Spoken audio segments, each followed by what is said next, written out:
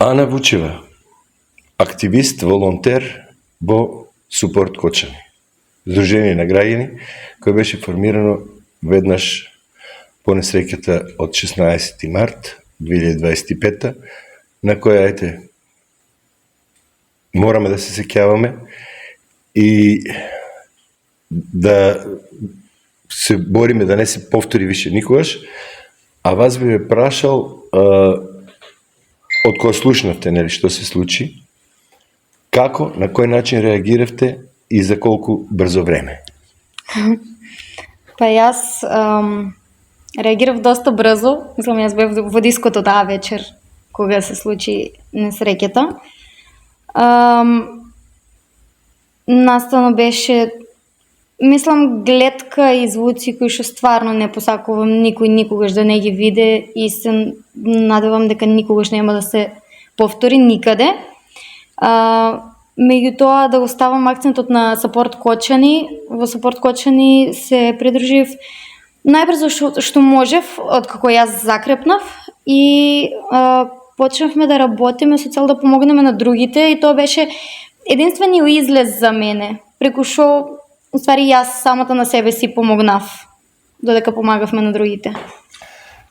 Имавте ли стресови, повреди, на кој начин се до тоа го прочувствувавте и на кој начин полека успеавте да се вратите, да речеме, во нормал? Па болката беше стварно неизмерна, нешто што никој од нас го немаме претходно искусено. Дел од волонтерите беа и други во диското, има повеќе физички повреди, има изгореници.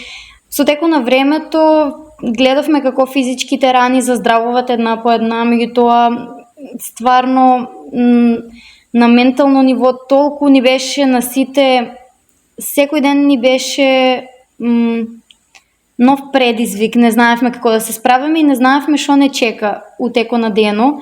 Некои денови бевме среќни поради тоа што деца излегуваа од болница, други денови бевме тажни поради тоа што слушавме за нови смртни случаеви и ги гледавме последиците. Меѓутоа, ден по ден стварно се сеќаше како нашите рани залечуваат и гледаше се дека се трудиме да продолжиме напред. Оваа тема беше многу експлоатирана во медиумите, но кога веќе сме овде, пак би ве прашал да ми кажете барем моментот тоа кога се запали кровот и каде бевте, на кој начин функциониравте и на кој начин успеавте да се спасите? Па јас и другарките бевме баш пред бината и пожарот почна кај мене над главата. На почетокот не се гледаше поради тоа што имаше многу светла и многу ефекти на кои што зрачеа и прво се осети топлината. Ја и другарките немавме пиено, ние покасно стигнавме од диското, најверојатно тоа е причината поради која што стварно трезвено размисливме, да, и рековме у секундата излаваме надвор. Дел од за разлика од другите, така? Да, па дел од присутните стварно некој го нема видено, некој не го има сванано сериозно. Во секој случај никој од нас не мислеше дека може да се случи тоа што се случи у рок од една минута. Една минута беше во прашање. Вие успеавте за таа минута да се најдете на вратата, така? Ние успеавме да стигнеме до вецето и тоа беше доволно. Таму веќе заглавивме во стампедото малку. Тука обезбедувањето веќе влечеше луѓе, веќе имаше луѓе кои што беа заглавени на вратата. Меѓутоа, тај старт што го имавме, што тргнавме на време, можам да кажам дека не ги спаси животите. И потоа одлучивте да се приклучите, нели, кон Супорт, да се помогне на сите оние на кои им беше потребна помош во тие моменти. И како Супорт започна, што се надевавте дека ќе направите, а што на крај излезе? Супорт има започнато така што на денот на погребите Иван, додека е бил на кафе, неколку луѓе од градот му имат побарано пари на заем, кои што се биле во странство со нивните деца и не се имале доволно.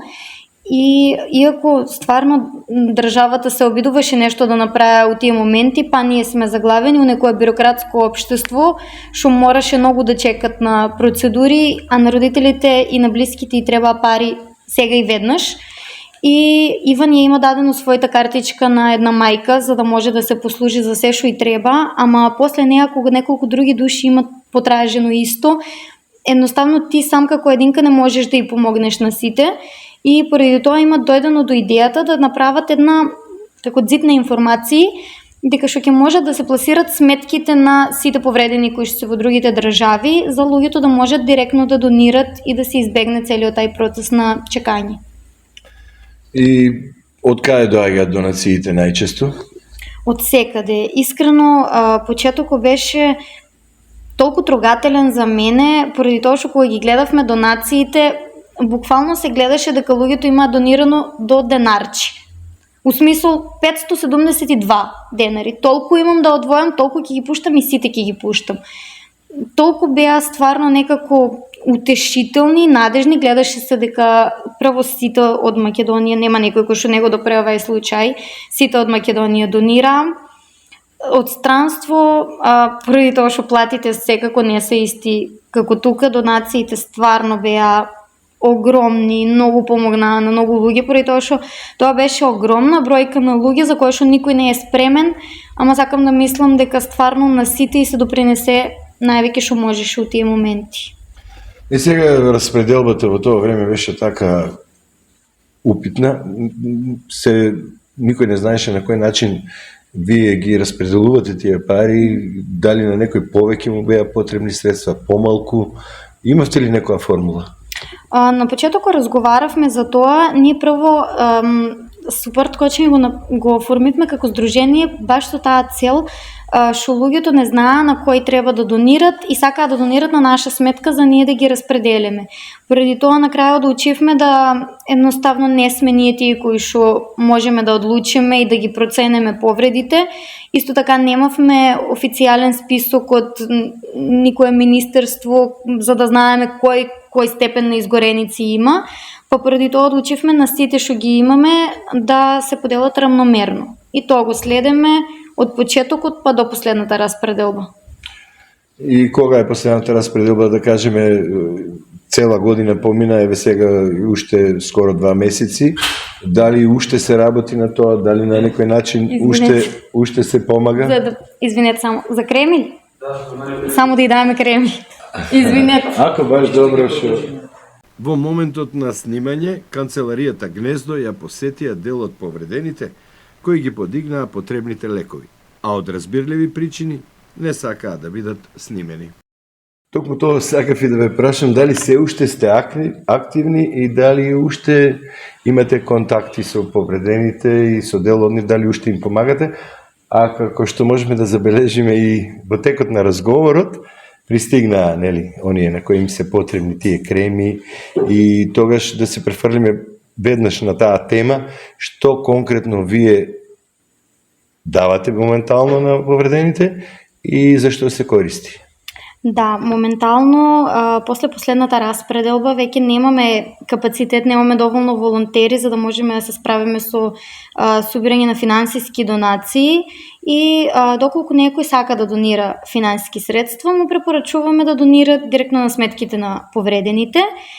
Ние прифаќаме моментално донација во форма на материјални донации, односно креми најчесто и лепенки кои што ги користат уште.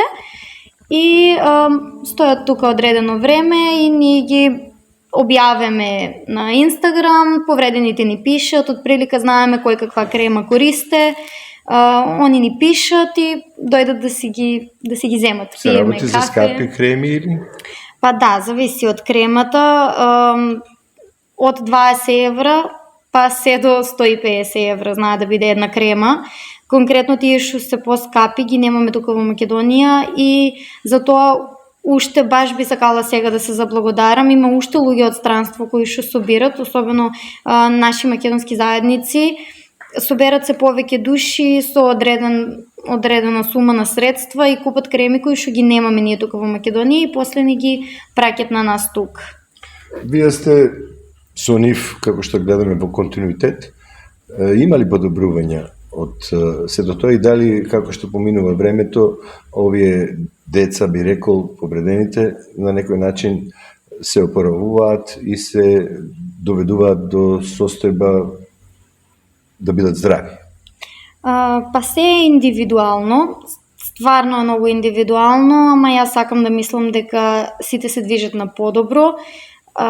Гледавме дека почнуваат да излават, сите си ја носат компресивната облека, сите се фокусирани на заздравување. Сега кога ќе дојде летото, искрено не знам како ќе се справат, поради тоа што жешкото на нас ни смета, а камоли да сте нели компресивна облека, па да ве пече, да не смеете да излезете на сонце. Ама летото обично ноќниот живот е повеќе актуелен, затоа надевам се дека исто ќе влијае позитивно и нема да и биде пречка, барем психички да Значи западнат. да констатираме, подобрување има. Да. Надевам се. Сега, да се вратиме пак на супорт и на тоа што се случуваше. Вие првиот бран, би рекол, машки го поднесовте, најмногу дониравте. Како поминуваа месеците април, мај, јуни, што се случуваше? Дали беше истиот интензитет или пак намалуваше полека? Па истиот интензитет не може да биде секако. Народу стварно губеа интерес, се зависи од луѓето. Некои мислеа дека сме веќе досадни со нашите објави, баш поради тоа ние па ударни слики пласиравме и се трудевме да го вратиме акцентот на повредените, ама секој си продолжува со живото и стварно одредено време веќе почнуваа да запаѓат донациите. Меѓутоа, у тај период добредојдени беа сите средства кои што баш поради бюрократските причини од странство беа испратени и многу покасно стигнаа тука. И тоа мислам дека беше добар тајминг и тоа беше втората распределба која што стигна подоцна, тоа беа пари што уствари беа уште од почеток опуштени од странство. Значи толку задоцнување. Да. Што Добро се погоди. Испадна добра работа. Уште и покрај тоа што помина една година и скоро 2 месеци, гледаме дека се уште сте активни, се уште волонтирате во супорт, имате исто така и нови проекти, нови програми, со што во моментов конкретно работите и на чија помош се однесува ова што ќе го работите сега во иднина?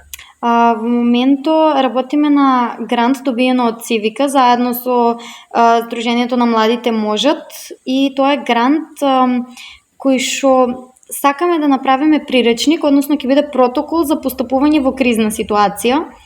На секој состанок кога се сретнуваме си повторуваме дека се надеваме дека нема да има потреба од тај приречник, меѓутоа неизбежно е дека у светот некаква катастрофа има и баш поради тоа приречникот нема да биде фокусиран само на пожар, туку ќе опфаќа секакви катастрофи, секакви кризни ситуации, од виду на ковид кога беше, земјотреси или било која криза што би била за младите. Акцентот е ставен секако на младите, како они да го пребродат тај период и како да бидат инспирирани да волонтират и како да се справат со целата таа ситуација. И ќе пробаме да го имплементираме најпрво во младински центри на ниво на цела држава и потоа се надеваме дека ќе биде добро прифатен и пошироко за јавноста. Да се надеваме дека ќе биде успешен тој проект и да се надеваме дека нема да има потреба да се имплементира. Еве вам ви посакувам да веќе никогаш такво нешто не доживеете, никогаш такво нешто не се случи. И за крај би рекол, ако имате некоја порака до сите млади луѓе, на кој начин да постапуваат, како да функционираат во период што предстои?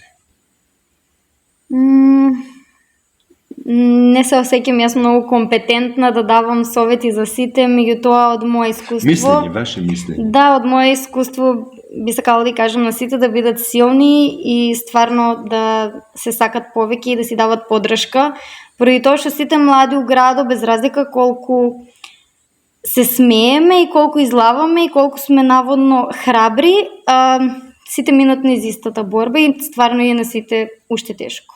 Овој продукт е изработен со финансиска поддршка од Европската Унија во рамките на проектот SMS Facility, поддршка за малите медиуми од Западен Балкан, локално имплементиран од фондацијата Метаморфозис. Содржината е единствена одговорност на медиумот и авторот и не ги одразува нужно ставовите, мислењата и вредностите на Европската Унија, фондацијата Метаморфозис или проектот SMS Facility.